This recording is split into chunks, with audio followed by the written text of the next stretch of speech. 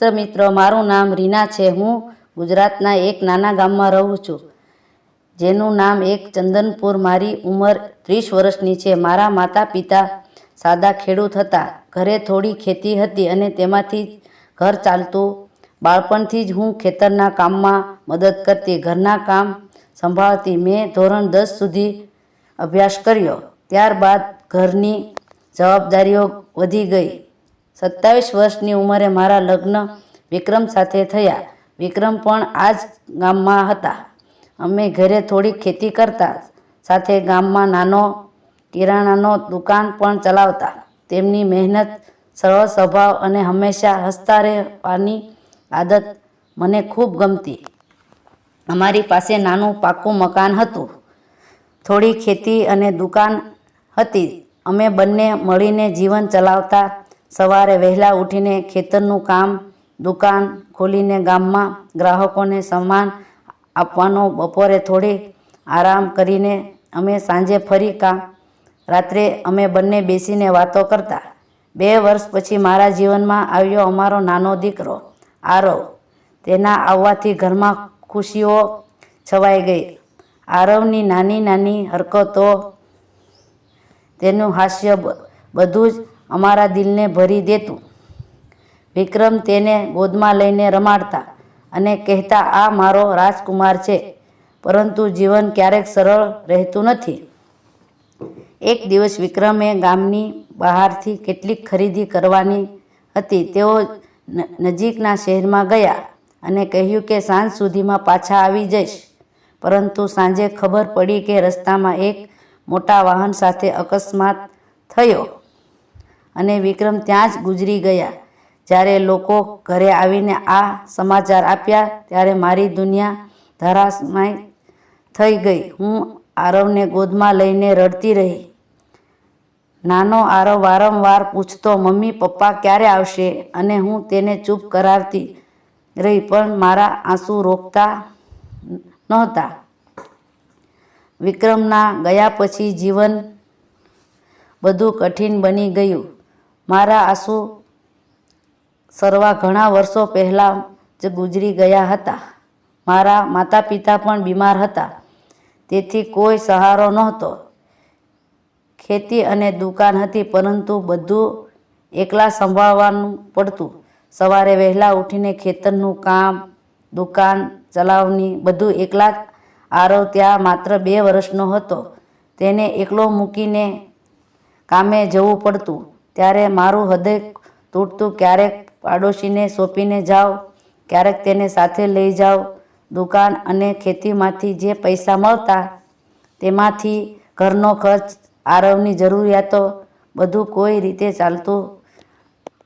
ઘણી વાર રાત્રે આરવને સુવાડીને હું એકલી બેસીને રડતી, વિચારતી કે આ જીવન કેમ આટલું કઠોર થઈ ગયું. સમાજમાં કેટલા લોકો સહાનુભૂતિ બતાવતા, કેટલાક અવગણતા, પરંતુ હું આરવ માટે મજબૂત બનીને જીવતી રહી. એક દિવસ ગામની પ્રાથમિક શાળામાં નવા શિક્ષક આવ્યા. તેનું નામ વિવેક હતું. તેઓ 32 વર્ષના હતા ને શહેરમાંથી ટ્રાન્સફર થઈને અહીં આવ્યા હતા. તેઓ શાળા પાસે નાનું ભાડાનું મકાન લઈને રહેવા લાગ્યા. વિવેક રોજ સવારે અને સાંજે દુકાનમાંથી કેટલીક ચીજ વસ્તુઓ લેવા આવતા. શરૂઆતમાં માત્ર સામાન લઈને જતા, પછી ધીમે ધીમે વાતો શરૂ થઈ. તેઓ પૂછતા, આજે એવી ચીજ આવી છે? આરવ કેટલો સુંદર થઈ ગયો કે? એક દિવસ સવારે દુકાને આવ્યા ત્યારે આરવ બહાર રમતો હતો. વિવેક તેને ગોદમાં લઈને રમાડવા લાગ્યા. આરવ પણ તેમને જોઈને હસવા લાગ્યો. તે દિવસ પછી વિવેક દરરોજ થોડીવાર આરવ સાથે રમતા. ક્યારેક તેના માટે બિસ્કિટ લાવતા, ક્યારેક નાનું રમકડું. આરવ તેમને કાકા કહીને બોલાવવા લાગ્યો. દિવસો વીતવા ગયા. અમારી વાતો વધુ ગાઢ થઈ. વિવેક મને મારી મુશ્કેલીઓ વિશે પૂછતા. એક દિવસ મેં તેમને વિક્રમની વાત કહી. તેઓ ચૂપચાપ સાંભળ્યા અને પછી કહ્યું, રીના, જે થયું સહન કર્યું છે તે ખરેખર હિંમતની વાત છે.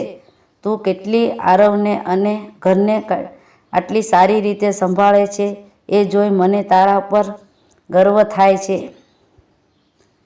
તેમની વાતોથી ઘણા વર્ષો પછી મને લાગ્યું કે કોઈ મારી પરવા કરે છે. એક દિવસ સાંજે દુકાન બંધ કર્યા પછી હળવો વરસાદ શરૂ થયો. મેં વિવેકને કહ્યું, આજે ઘેરે જ ચા પી લો. વરસાદમાં ભીંજાશો. તેઓ માની ગયા. હું અંદર ચા બનાવવા ગઈ અને આરવને સુવાડી દીધો. ચા લઈને બહાર આવી તો વિવેક એકલા બેઠા હતા. બહાર વરસાદ પડી રહ્યો હતો અને ઠંડી હવા ચાલી રહી હતી. અમે ચા પીતા પીતા વાતો કરવા લાગ્યા. વાતો ધીમે ધીમે દિલની થઈ ગઈ. વિવેક ધીમે મારો હાથ પકડ્યો. તેમનો હાથ ગરમ હતો. મારા હાથમાં તેમની આંગળીઓ ગૂંથાઈ ગઈ. હું થોડી ગભરાઈ પણ તેમની આંખોમાં જોઈ શાંત થઈ. તેમણે કહ્યું, રીના, મને ખબર છે કે તે ઘણું દુઃખ સહન કર્યું છે, પણ હું તને આરવને હંમેશા ખુશ રાખવા માંગુ છું. મને તારા પર પ્રેમ થઈ ગયો છે.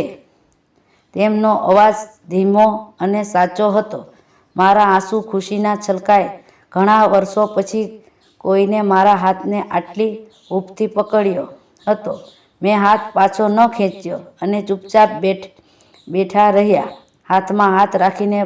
બહાર વરસાદનો અવાજ અને અમારા દિલની ધડકન, બસ આટલું જ સંભળાતું હતું. તે સાંજ પછી અમારી લાગણીઓ મજબૂત થઈ, પરંતુ રસ્તો સરળ નહોતો. ગામમાં લોકો વાતો કરવા લાગ્યા. કેટલાક કહેતા કે વિધવા હોવાથી બીજા લગ્ન કરવા ન જોઈએ. અમારા માતા પિતા શરૂઆતમાં ગભરાયા. હું ઘણી વાર તૂટી પડી, પણ વિવેક મજબૂત રહ્યા. તેમણે બધાને સમજાવ્યું કે પ્રેમમાં કંઈ ખોટું નથી અને આરવને પણ તેની પોતાનો દીકરો માનશે. ધીમે ધીમે ગામના સરપંચ અને મોભી લોકો પણ સમજાયું કે રીના જેવી મહિલાને નવું જીવન મળવું જોઈએ. આખરે બધા માની ગયા. અમારા લગ્ન એક સાદા સમારોહમાં ગામના મંદિરમાં થયા. માત્ર નજીકના લોકો અને પરિવારની હાજરીમાં. આરવે વિવેકને પપ્પા કહીને બોલાવવા માંડ્યો. તેમનું હાસ્ય જોઈ મારું દિલ ભરાઈ આવતું. આજે અમે ત્રણેય આ જ ગામમાં ખુશીથી રહીએ છીએ. વિવેક શાળાએ ભણાવે છે. હું ઘર અને નાની દુકાન સંભાળું છું. ખેતી અને દુકાન હવે સારી રીતે ચાલે છે. આરવ ખુશીથી રમે છે, ભણે છે અને અમારી સાથે હસે છે. જીવનમાં ઘણા વર્ષો પછી ફરી પ્રેમ, શાંતિ અને હાસ્ય આવ્યા છે. આ વાર્તા તમને એ સંદેશ આપે છે કે જીવનમાં કેટલા પણ દુઃખ આવે, હિંમત ન છોડવી. સમાજે વિધવા મહિલાઓને નવું જીવન આપવામાં દેવું જોઈએ અને તેમને સહારો આપવો જોઈએ. જો આપણે એકબીજાને સમજીએ તો ઘણા જીવનનું ખુશીથી ભરાય છે. આ વાર્તા પૂર્ણપણે કાલ્પનિક છે. તેમાં કોઈ વાસ્તવિક વ્યક્તિ, સ્થળ કે ઘટના સાથે સંબંધ નથી. માત્ર મનોરંજન અને સામાજિક સંદેશ માટે છે. ધન્યવાદ દોસ્તો.